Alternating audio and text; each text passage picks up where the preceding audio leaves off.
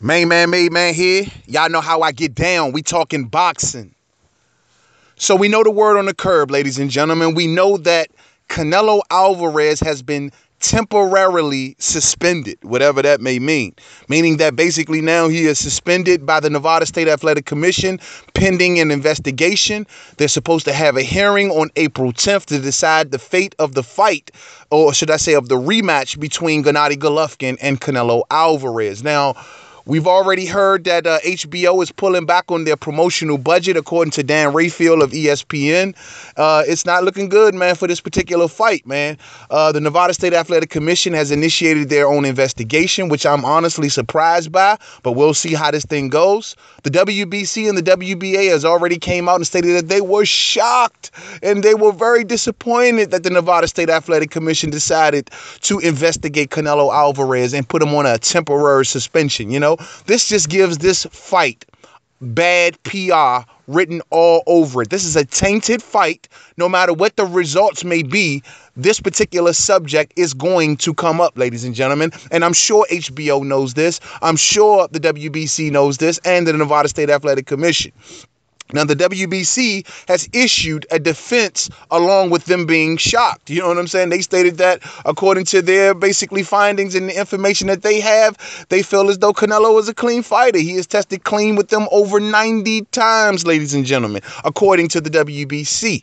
Now, what they failed to tell you is that during those 90 times, I'd say maybe give or take, what, 1, 2, maybe 3 was in the clean boxer program. See, Canelo didn't get caught up until he got randomly year-round tested, until he sat in the clean boxing program for as long as he did, is when he got caught. Now, all those 90 times that they like to talk about, those were tests at Canelo weights. Those were tests when the rules were real shaky and things like that. You know, those were not the VADA year-round random clean, boxer program type protocols that they were going down. So, of course, it was much easier for Canelo to get through a lot of those tests. So, I don't know how strong that defense is to say, oh, he tested for us clean over 90 times. Well, he got caught up when he got into y'all's clean boxer program. You know what I mean? When he was being randomly tested. That's what they're not seemingly getting. The WBA feels the same way. But we already know what's going on with that. We know that them boys just want their sanctioning fees.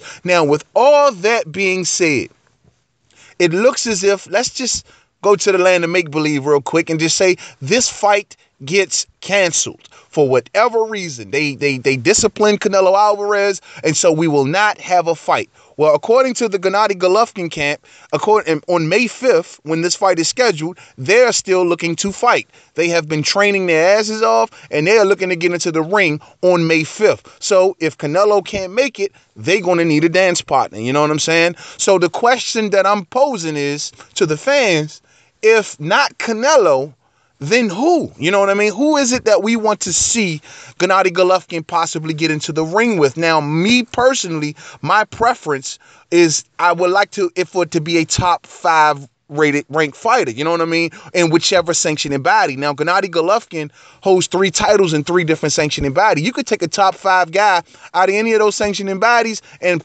honestly, I will probably be okay with it, man. But let's run down some of the names, man, and let's see some of the usual suspects. You know, you'll see by the illustration on your screen right there. I put the rankings of the 3 titles that Gennady Golovkin holds, which is the WBC, which is on the left, the WBA, which is in the middle, and the IBF, which is on the far right.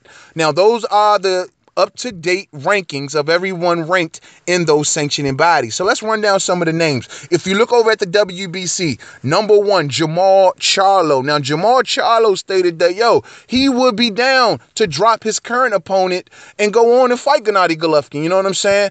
I mean, I'd like to see it. I'm sure a lot of y'all fight fans would love to see that fight. That would be a very, very good fight. Now, let's just be realistic here, though. Short notice. This is a short notice fight, meaning, so would Gennady Golovkin and his HBO affiliation be able on short notice to make a fight with Jamal Charlo, his Showtime affiliation? Will they be able to iron out the paperwork in time for a May 5th fight? Would be the grand question, ladies and gentlemen. And we all know how hard it is to bring two fighters from two separate networks together, man, when we got a full training camp and a whole negotiation period. Now we on short notice and we're talking about bringing a premier HBO and possibly a premier Showtime fighter together.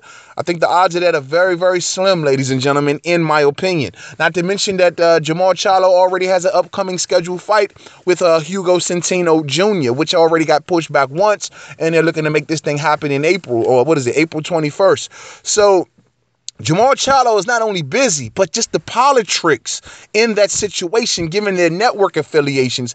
I don't think at last minute, man, they'll be able to pull that off. I could be wrong. I wish I'm wrong, but yeah, I just don't think in the last minute they'll be able to pull that off. Saul Canelo Alvarez, well, he's a dirty cheater. He's a dirty PED, clenbuterol using cheater, so that X's him off the list.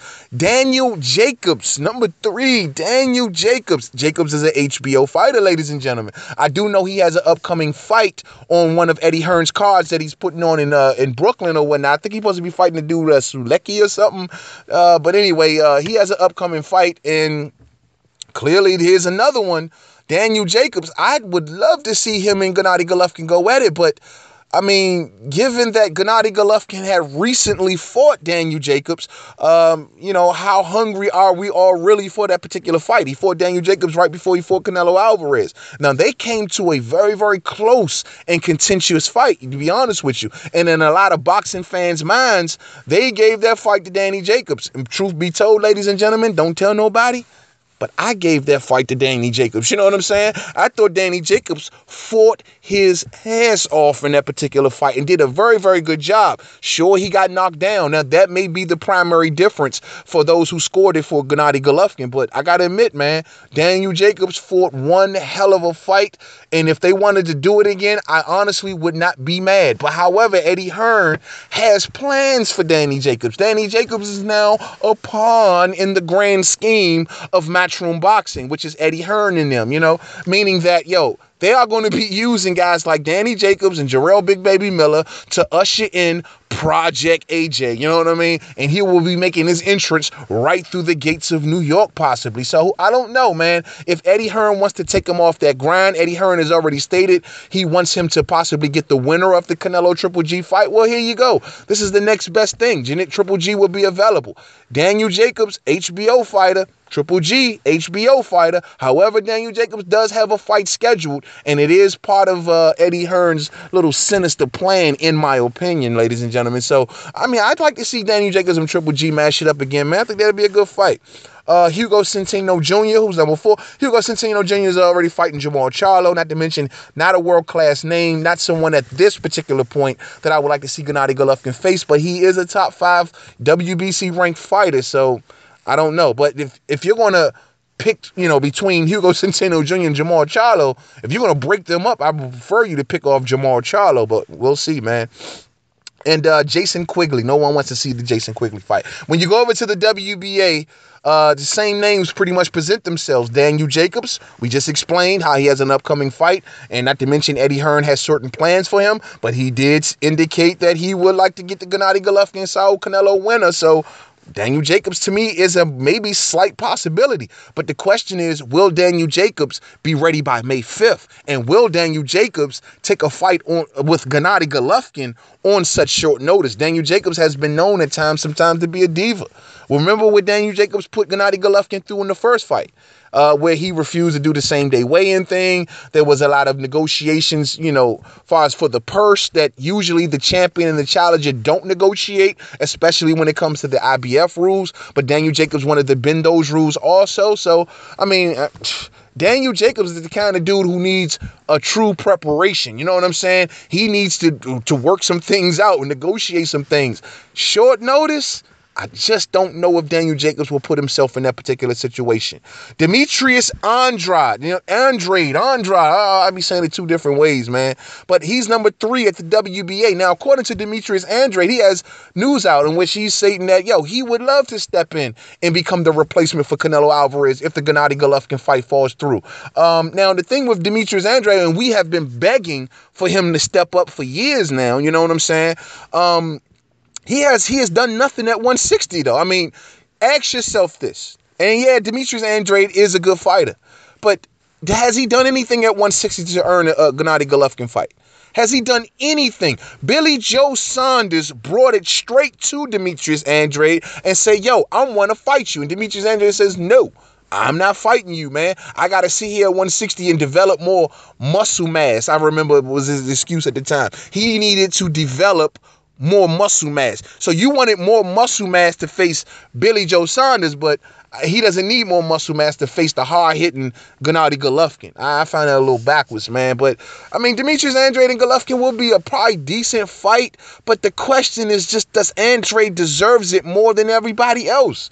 And I just don't think he's been putting the work in, man. But however, he is an HBO fighter. You know what I mean? He does have no, he doesn't have nothing coming up from what I understand. He ain't got nothing coming up. So, I mean, I don't know, man. I mean, rated number 3 at the WBA, man. Demetrius Andrade. Will Demetrius Andrade be the name that emerges by the end of this video? Sulecki. No, we can't do the Sulecki thing because he's supposed to have been fighting Daniel Jacobs. Martin Murray, who's the 6th rated fighter by the WBA, but Martin Murray has an upcoming fight with Billy Joe Saunders, and Billy Joe Saunders, who will be the pick that we will all love to see. I repeat, all of us, giving us a total undisputed champion at middleweight. Billy Joe Saunders has the last remaining belt, but he's already came out and stated that, he will go forward and fight Martin Murray. And not to mention, he just got an injury in his training camp. They had to push the Martin Murray fight down some. So Billy Joe Saunders is not available.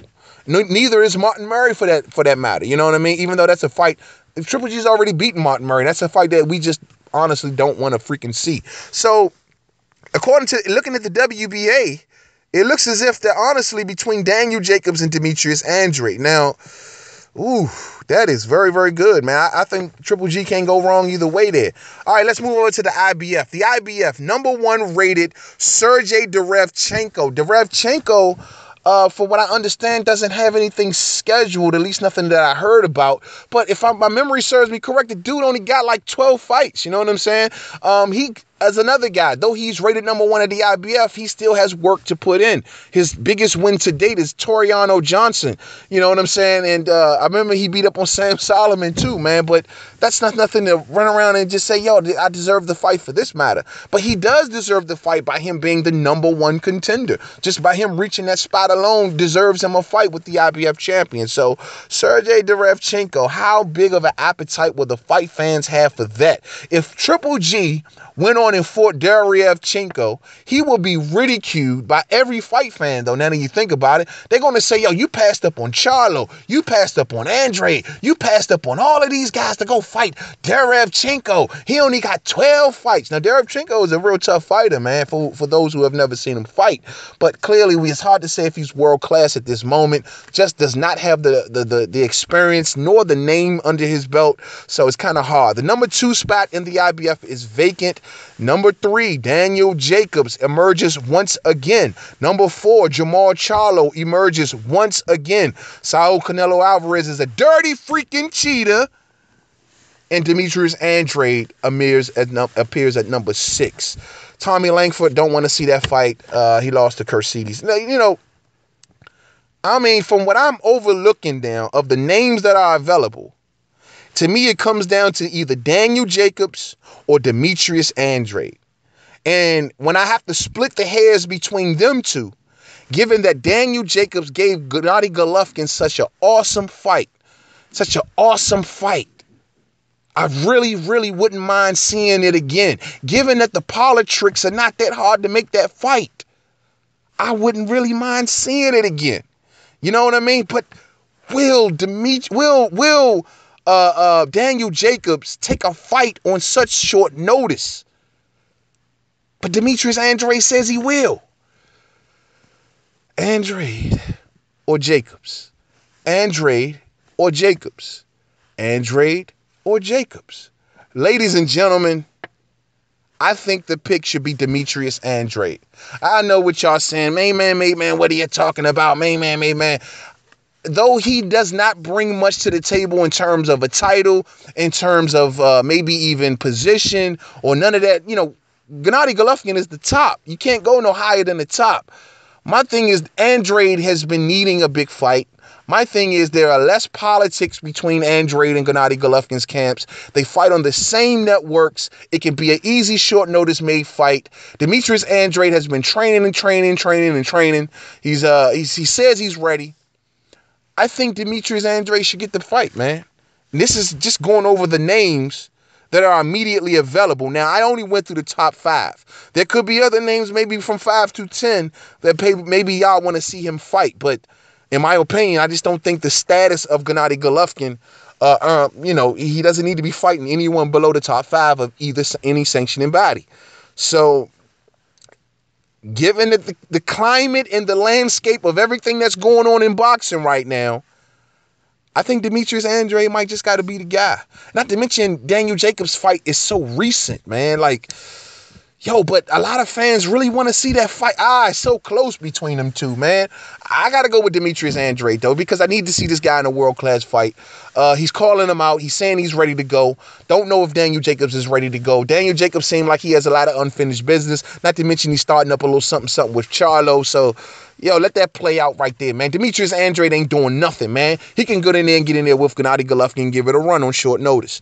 And that's just my opinion. So maybe y'all got somebody else and y'all seeing these sanctioning bodies on these rankings that I'm not seeing, you know what I'm saying? But I don't know. I didn't put the WBO rankings up because I said Billy Joe Saunders is the champion, and as of today, that's the only person in the WBO I want to see Gennady Golovkin fight.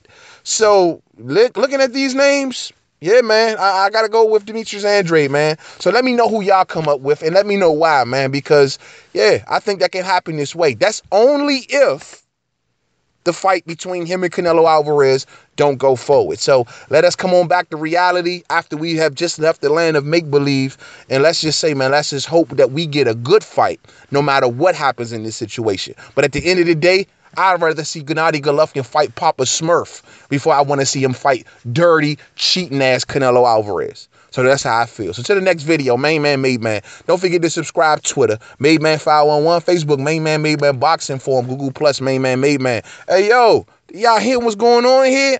The boy is getting his voice back. I repeat, the boy is getting his voice back. I will be back turning up, calling out the crap as soon as I get back to 100%, man. And y'all can hear from the sound of my voice, I'm almost there. So to the next video, don't forget to subscribe. Peace out.